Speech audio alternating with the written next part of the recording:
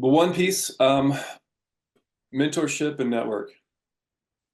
Yeah, I mean that is more important in my view than what you're actually doing in your business. No, And you get all the other things can come along through education and training and experience, but if you do not have the right people to talk to, supporting you, connecting you, nothing will happen. It doesn't matter how smart you are, it doesn't matter how amazing your product is.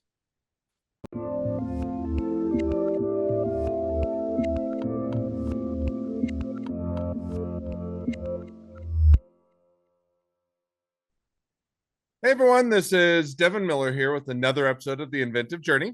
I'm your host, Devin Miller, the serial entrepreneur that's grown several startups into 7 and 8 figure businesses, as well as a founder and CEO of Miller IP Law, where he helps startups and small businesses with their patents and trademarks. If you ever need help with yours, just go to strategymeeting.com, grab some time with us to chat, and we're always here to help. Now, today we've got another great guest on the podcast, Jeremy Brooks. And Jeremy started his journey getting a double major in biology as well as psychology.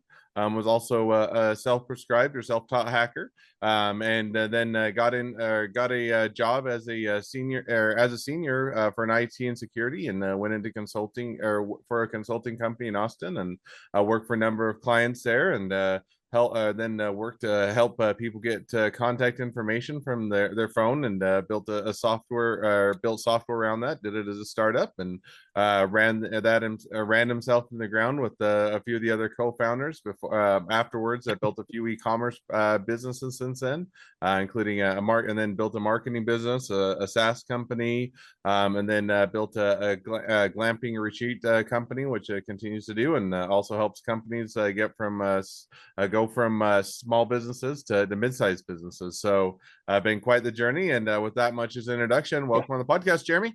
Thanks, Devin. I appreciate it. Absolutely. So yeah, so maybe to dive into things just a bit. So I gave a quick overview to a much longer journey, but maybe to rewind and unpack a little bit, tell us a little bit about how your journey got started going into biology and psychology. So it was philosophy and biology. And Okay, sorry about that. yeah. Go So ahead. my wife is actually a psychologist and a therapist, actually. Yeah, but not me. Um, yeah. So I think I've always been a bit of a divergent thinker, and I got into philosophy in college because I just enjoyed kind of probing how we think about things and just exploring becoming a more well-rounded thinking person. And I've always had an interest in the natural world and biology, and I've been an athlete for since my early teen years, and so biology and just nutrition and health, and that was just an interest. In college, I didn't really know what I wanted to do, but it went as far as, like, on the one hand, I thought I wanted to go be a park ranger, and on the other hand, I thought, 2 or 3 years later, I'm doing pre-med, thinking I'm going to be a researcher, a medical researcher, right? While at the same time teaching myself, the programming and the networking and sort of the hacker world, such as it was in the mid and late 90s, when I was doing all that. So now, so you come out of college, and I think you mentioned, so you got a bit into the hacking and technology, and kind of going down that route as you're also doing the college studies. So I think at that point you kind of got into IT and Yeah. security and working for a consulting firm. Yeah. So I just want to clarify for everybody that's listening, hacking in the sense of being creative. I mean, as a lot of people like me do, they do kind of explore the gray areas. But I did decide to go towards the light, towards the good, not the bad. Um, yeah. So I was kind of in a spot where I was like, I don't know what I want to do in college anymore, or why I'm doing this, and I was accumulating debt. I was at St. Ed's in Austin, where I still live, and I got an offer. It's sort of like randomly applied to this fairly interesting position for another Austin company, where I would be a Swiss Army knife of, somebody that understood networking and software and, all sorts of different things. And I ended up taking this job, or leaving college, taking this job where one day I would be installing Windows and troubleshooting a PC, and the next day I would be tracking down, people that did a breach, at a doctor's office, and then back in the day, I'd be on the phone with the Secret Service, talking to them about breaches. That's way back when they actually to a degree, handled such things. So it was a pretty interesting role, and it got me exposed to a lot of different professionals, a lot of different professions, and including entrepreneurs in Austin. And that's what led me into the first uh, real venture, other than sort of like trying to sell some things online.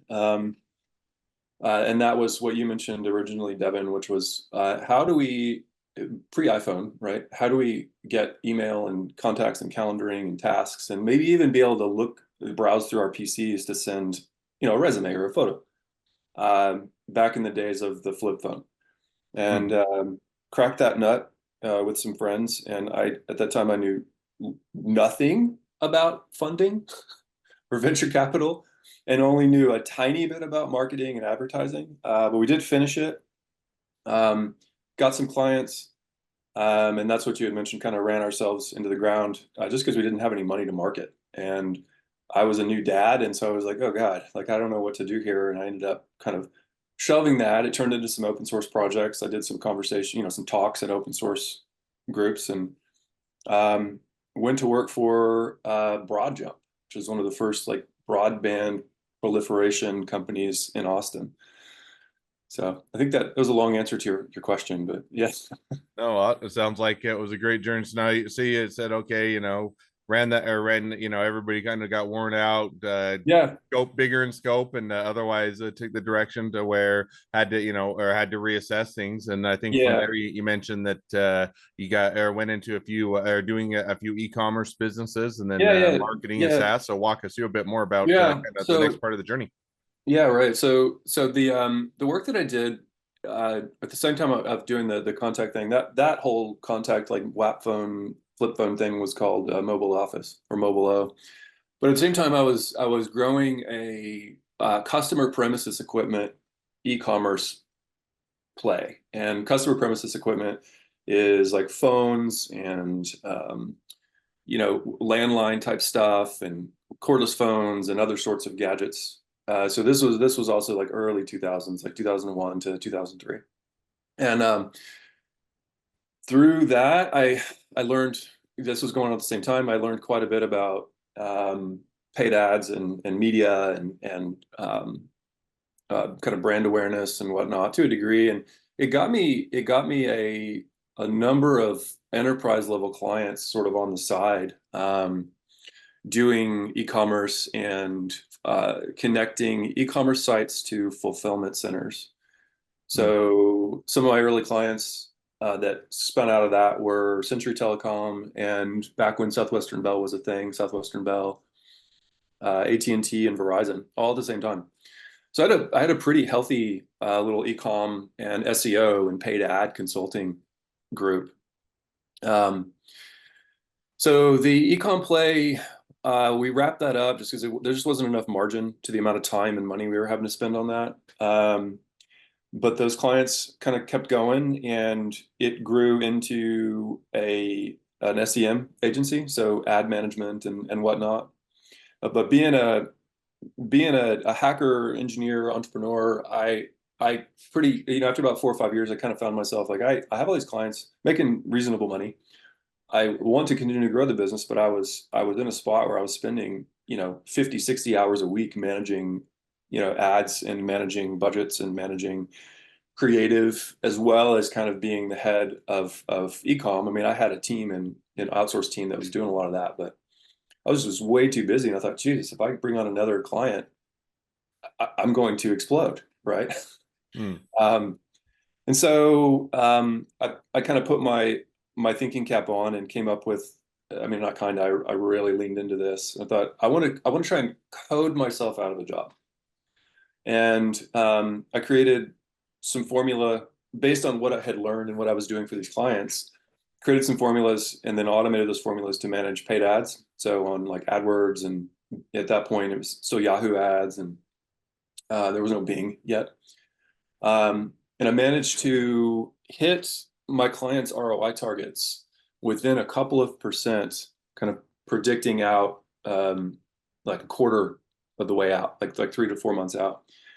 and launched some brands for some clients, and sold a lot of stuff, a lot of like CPG, not food CPG, but like speakers and other sorts of premises equipment and other electronic things through these formulas, and brought on some new clients. And then one of those new clients in about 2010, they were like, "We love what you're doing."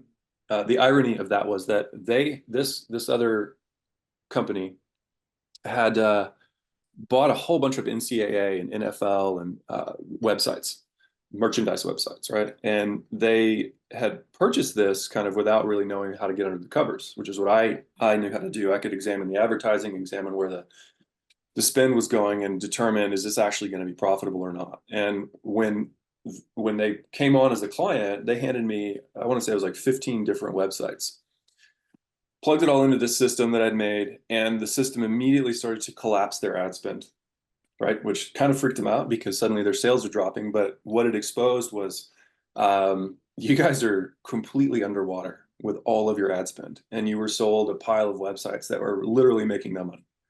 But the seller had inflated all of the spend and all of the revenue by just like pumping money into ads so they could then sell the sites, right?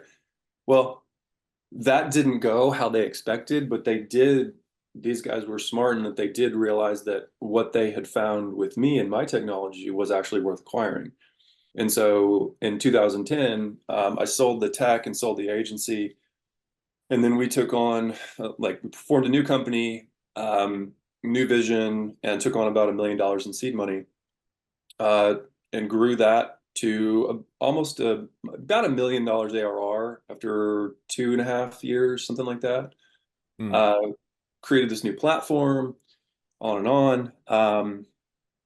And this is where we were talking earlier, like, do I want to get into this story or not? Because the story is almost Lifetime movie worthy, where it's just like so much drama and so much craziness when you really start to heat up as a startup and things start going like, oh my God, there's a lot on the line, a lot of money involved. And I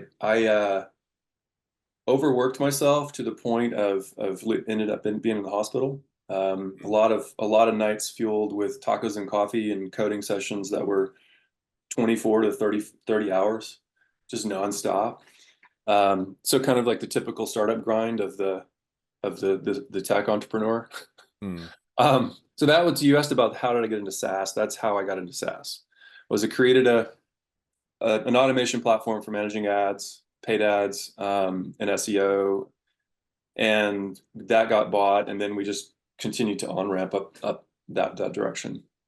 So now you kind of go through all of that. You go see, you get to the SaaS company, Yeah. and now I think you from there, you correct me if I'm wrong, but you took a step back, or you got into glamping, or kind of went in that direction. Yeah, so Shifted there's gears a more bit. going on. Yeah. So there's more going on. Glamping has just been the last, like, since about 2021, roughly. Hmm. So in 2015, we were the agency. It's called ID Agility. It's actually still around, but what they do now is basically like email marketing, and that's about it. 2014, 2015, we had some pretty significant troubles, partner problems, funding problems, and we were in this place where we were on the wave. We were riding a wave of acquisitions in that space, in the SEM and paid ad space, to get acquired, and we had some absurd valuations coming back from VCs that were interested in us. I will not take up a lot of time in explaining what happened there, but it was like the wave kind of crashed on our heads. And dude, I mean, some of your listeners have probably watched Silicon Valley, the show, right? You've probably watched some of that. It Mm-hmm. was very much like something out of Silicon Valley, where it's like one day you are hot, and the next day it's like, what just happened, kind of thing.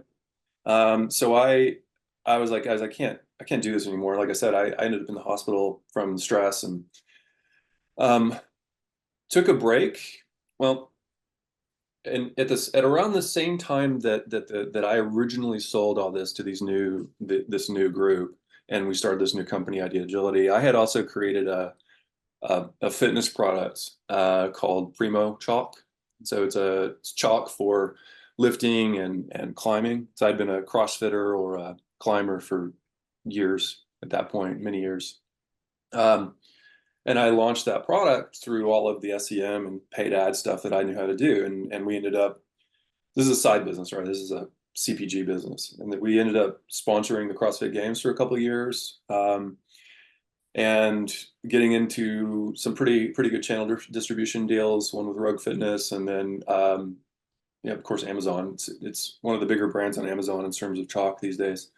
Um, so 2015, right when I'm like the most stressed out I've ever been with the agency and the SaaS product and SaaS company, uh, Primo Athletic, which is the maker of that product, got accepted into SKU, which is a CPG incubator in Austin. So I'm like, oh my God, right? So I'm about to lose my mind with this other company while going into SKU, into an incubator, startup incubator, to figure out what we're doing with the other one. So rode those kinds of things for a while, and grew Primo to the point where somebody actually wanted to buy it. And so in 2020, kind of catching back up to how we got into glamping and real estate. In 2020, it did get bought, and we just finished all that was involved in that deal like 6 months ago. And that is what allowed me to get into real estate, buying rural real estate, doing some level of development. As like a hacker engineer, I'm really into off-grid type development, and so that became my first off-grid property. It's called Lost Horizon, Texas. If anybody wants to search for that, come stay. And Now, how did walk us through? Because I mean, that was a few transitions. So today, how did you kind of decide or land on real estate was the next venture, the next focus, or kind of yeah, what you wanted to go forward and do? Kind of walk us through how you landed on the present business. yeah. So it was a bit serendipitous. I mean, I've wanted to get into real estate for a long time, but that's just not where any of my education was. I mean, I've read like the Rich Dad Poor Dad stuff and Robert Kiyosaki and a couple other books on my shelves, but that doesn't. I mean, that teaches you that there is something else there, right? But until you really dive in and you start doing it, you don't really understand how any of that works. And I really didn't understand. So um, coming out of ID Agility, I need to back up a little bit, and that wild craziness and growing Primo Athletic, and prior to Primo Athletic being sold, I found a niche in helping companies, like startup companies, like early stage, mid stage. So there's maybe like a large seed round, or it's a company that's just kind of stuck, right? They have product, they're in revenue. I found a niche in helping those companies um, identify why they were stuck, kind of from the engineering and culture outward. And the first one that I helped in that capacity is a company called the Hideaway Report. They're here in Austin. So Hideaway is a 40-year-old travel brand. I'm going to connect that to the glamping stuff here in a sec. And I, after getting that company to the point where we had fundamentally changed the user experience, the conversion rates from the top of the funnel down, in February of 2020, we had a letter of intent to purchase that company from a large cruise company. Well, that's February and January, February, of 2020 was bad news for cruise companies around the world. That was the beginning of the pandemic, right? Mm-hmm. So they unfortunately didn't get bought, but it did get kind of absorbed into a large travel conglomerate called TLG. But after leaving that, I was like, I love this industry. And I immediately went and helped another friend in another travel startup. We ended up getting them to the point where they got acquired by Flight Center. That was through some innovation in the form of integrating machine learning into their product, into their browser extension. That was a really fun project, and it blew away their first clients, and that's actually what led to them getting acquired. So anyway, in going with Hideaway Report and doing all that and learning about luxury travel and learning about safaris and the boutique hotel here, on the Amalfi Coast in Italy. I was like, I want to keep a foot in that world. Um, and we had sold Primo in 2020, and I was like, I'm gonna find some really cool land somewhere near Austin, Hmm.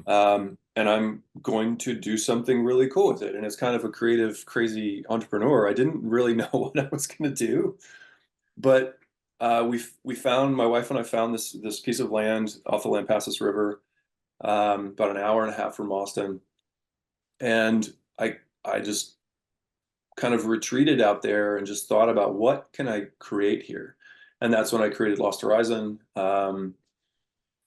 And it was just sort of a passion project, and it was a way for me to get a foot into rural land development in such a way that would, like, it fit with who I am, and that I could be extremely creative. I could build, I could learn how something like this would work, and then leverage that into bigger projects, which is what I'm working on now. So that was a really long answer again, but that's kind of the serendipitous way I got into rural and real estate. So No, that's awesome. So now you started that, you say, several months ago. Sounds like it's, reasonably early on with the business. Not they didn't have some maybe some background in it, but kind of catch us up where things at today and a bit yeah, where things headed. yeah. So right now, that's just 2 units within a former exotic hunting ranch, which is a huge differentiator. So we have river access. We have 18 species of exotic animals roaming around free. Each of the units has its own private photo blind that are aimed down into a valley where I've got a feeder down there. It's just an incredible, peaceful place in part of like the beginning of the dark sky corridor. So lots of stars at night. And it's Hmm. only about an hour and a half from Austin. So when I did that, it wasn't like I mean, clearly not new in creating brand and understanding how to differentiate a product or a company, right? I mean, that was when I found this piece, I was like, I can do something with this, right? Um, and so it has always been cash flow positive. Um, and the purpose of keeping it kind of small is just because I don't want to duplicate some of the other glamping properties that I see where it's like, how many canvas tents can I shove into 10 acres, which I see those all the time. And it's not a place that appeals to me. So we get a lot of couples out there that are looking for a retreat. We look at a lot of families that want to go and have a peaceful time together and make s'mores while sleeping in a real bed and that kind of thing, on an incredible piece of property. The next kind of expansion of that is I'm working with a local guide company, fly fishing guide company, to be able to have kind of bespoke trips where folks can come out and stay, and then the guides can come pick them up, take them down to our private river access, and fly fish. Just like sort of really good like things to create and do while at the same time creating a viable business, and something I can grow, right? Um, so gosh, I guess again, like as a creative entrepreneur, I mean, when you put yourself, when I put myself kind of in the way of doing things, and I just charge in, um, with a degree of hubris, less hubris now that I'm older, but some rational thinking, a little bit of hubris, other things kind of shake out, and that's where, like I told you when we started the call, I kind of have to pause and think like, what is it do I really want to spend my time on? There's no shortage of things to do. There's no shortage of ideas. Hmm. Um, No, so no, go ahead. Yeah, man. So with one of our units, this was a lot of fun. One of our units is a tiny home. I wanted to make a tiny home, but I wanted to do it in a way that was not a trailer on wheels kind of thing, but like let's do something modern and beautiful and lots of custom work. So there's all custom steelwork and woodwork and glass, um and in this, it's built in a shipping container. Well, one of the problems that I wanted to try and tackle was the the lack of furniture options for the tiny home space. If you look around, everything is pretty much custom. Hmm. And so I can't go into a great deal of details, and you as an IP attorney understand this, but I invented a piece of furniture that doubles as it does not only doubles, it's actually four pieces of furniture in one with some automated like push button transformation. Um, and I'm working on basically coming up with a brand and marketing strategy around that to try and provide that new product, that new hard product to the tiny home and van build out market. And that's just like this newer thing that I've been doing. So it's so early that I can't even really get into detail other than that. No, sounds like a great business and something to keep you busy Yeah, at present and in the future. So that's awesome. So yeah. I suppose like on the tech and the SaaS side, I mean, I have a couple of clients that are turnaround and sort of innovation related clients, and that's through my consulting group called Signal Scout. Um, and most of what we do there is kind of go in, figure out what's the situation with the seed stage or the early stage startup where they're not brand new. They've gotten to the point where maybe they hired the smartest guy in the room that the CEO knows to write the product, right? mm, And while that was great, it's gotten them to where they have maybe two or three or four clients, and they just are bombarded. Exactly what I'm talking about. I can tell. sure. And so go in there and sort out how do we continue to build the plane or rebuild the plane while it's still flying, basically.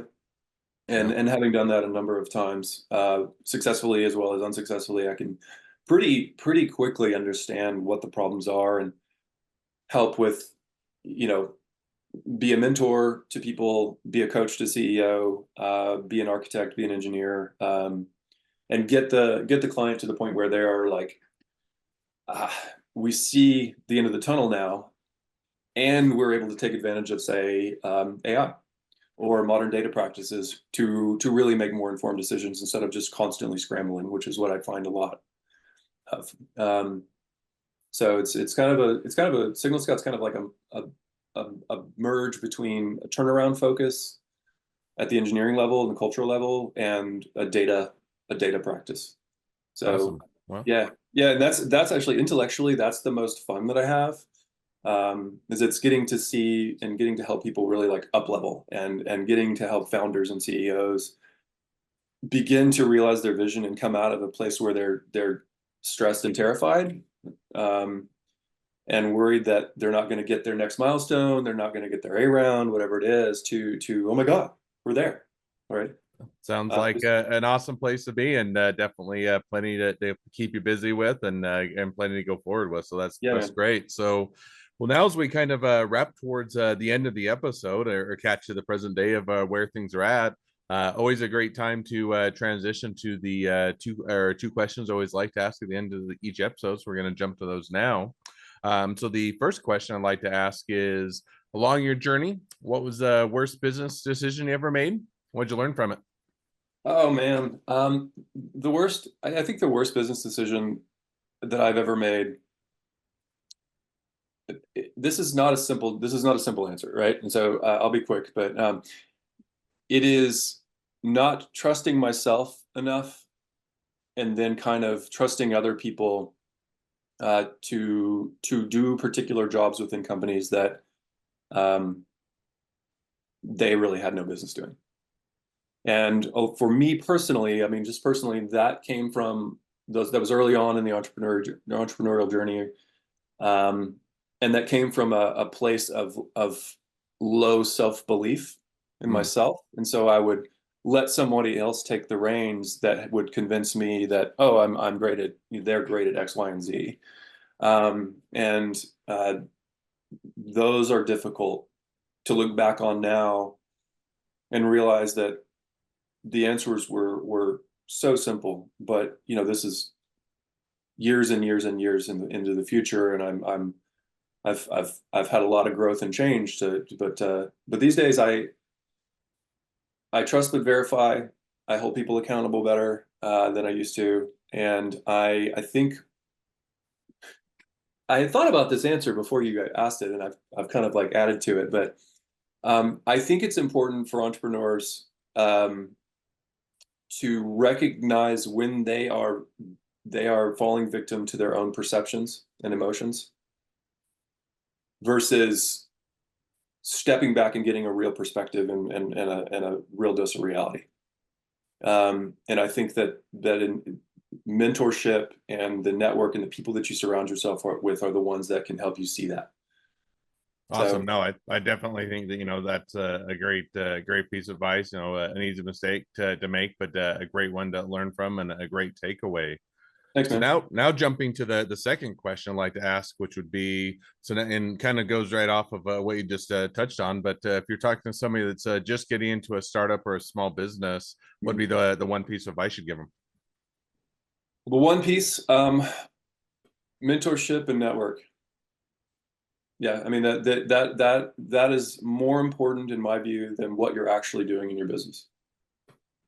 No, And you get all the other things can come along through education and training and experience, but if you do not have the right people to talk to, supporting you, connecting you, nothing will happen. It doesn't matter how smart you are. It doesn't matter how amazing your product is.